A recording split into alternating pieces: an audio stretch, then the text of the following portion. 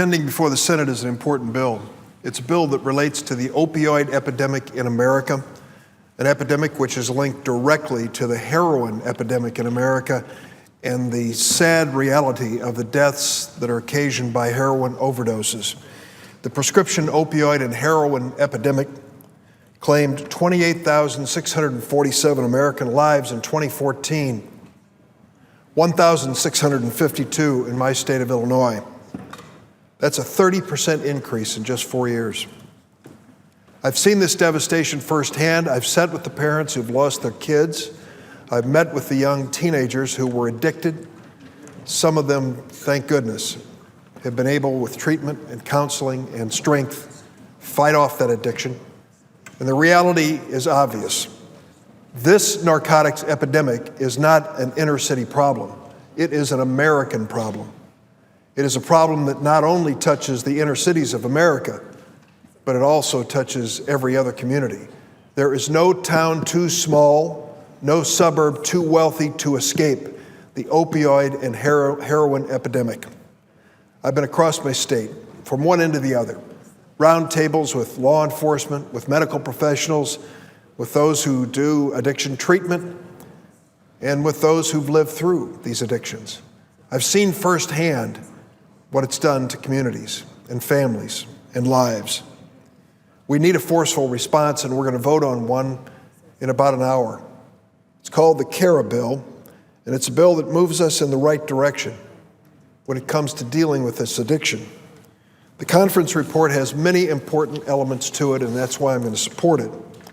It includes my proposal to require reforms at the FDA, Food and Drug Administration, to ensure better oversight of dangerous and addictive opioid drugs before they're approved for sale in our country. My provisions will ensure the FDA convenes scientific advisory committees before approving new opioid drugs, and that the Pediatric Advisory Committee has a voice in the decision.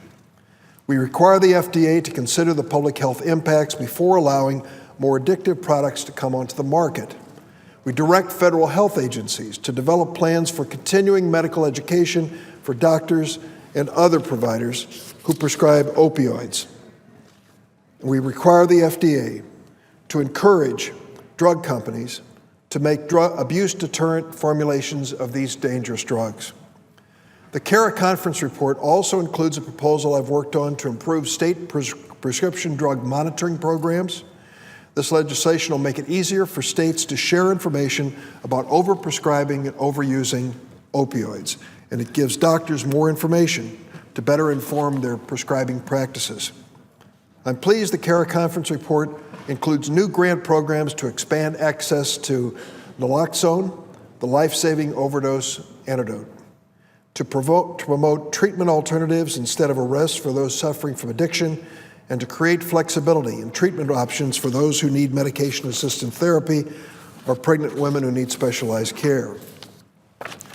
Having said all of these positive things about what we are to vote on, let me state the obvious.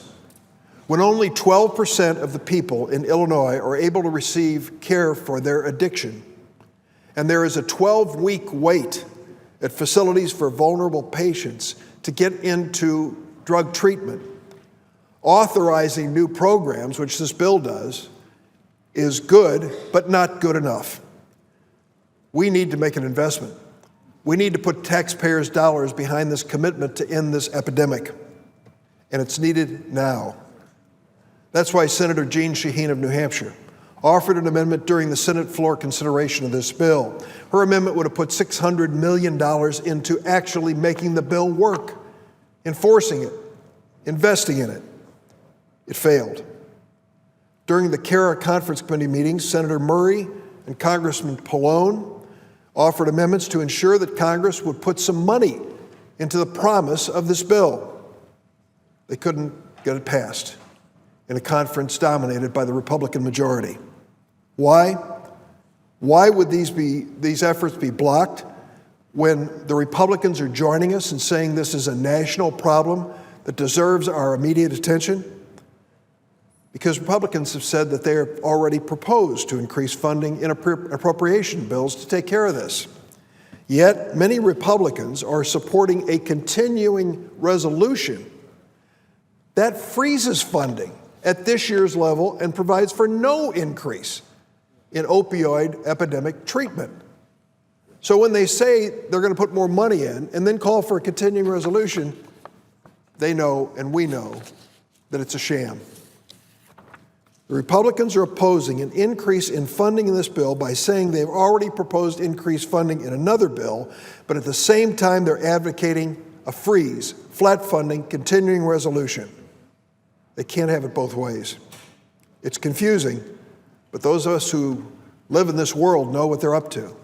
They want to take the credit for passing this bill, the promise of funding it in the future, into the election in November, but not provide the money that's needed to make it work. That's playing games with people's lives. America deserves better. Failing to provide the dollars today is not going to help those who are currently suffering. It's not going to help that mother who was awake all last night worrying about a son or a daughter who is facing an addiction, praying they can get that child they love into treatment in time to break that addiction and save their lives. You know what else is missing from this CARE conference report? Many of these measures in the bill deal with addiction after it's taken hold.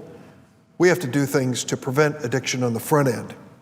The best way is to ensure that people don't get addicted in the first place. I've introduced the Addiction Prevention and Responsible Opioid Practices Act, APROP, and it's going to help shut off the spigot for fueling this crisis. Here's something most people don't understand or realize. The Drug Enforcement Administration sounds like the kind of law enforcement agency that polices America to reduce the likelihood that narcotics are going to be found in our homes, in our neighborhoods, in our communities, and in our states. The Drug Enforcement Administration. But it also has another responsibility. Each year, pharma, the major pharmaceutical companies, come to this agency and ask for the approval to make even more narcotics.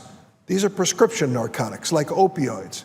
The DEA has to sign off on this increase in production each year. Well, if we're going to take a look at the seriousness of this opioid problem and its growth in America, take a look at the growth of production in America that's been approved by this federal agency. Between 1993 and 2015, the Drug Enforcement Administration approved quotas for oxycodone, increased them almost 40 times. In 1993, they were producing about 3.5 tons of these opioid pills. Now they are producing 150 tons of these opioid pills. The DEA has approved pharma to produce enough opioid narcotic pills to provide, listen closely, every adult in America a 1-month prescription each year to opioid narcotics. Every adult in America. That goes way beyond any medical need. It is pharma's effort to make more money and to feed the beast of this opioid epidemic. And DEA each year gives the seal of approval. That's wrong. And once these pills are produced, it takes a doctor or a dentist or some other authorized medical professional to prescribe them.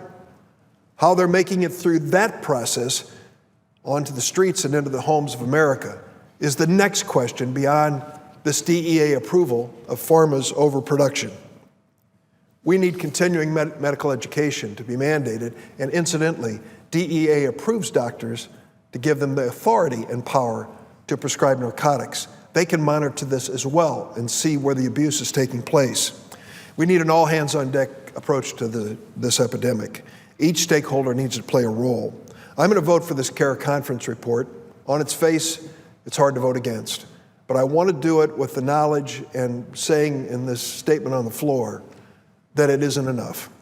Unless we pass Jeanne Shaheen's amendment, the senator from New Hampshire, unless we follow up on Senator Patty Murray's effort in conference and fund this effort to stop this epidemic, we are basically sending a very nice greeting to America that we recognize the problem, but we're not paying to solve it. People all across America understand this epidemic.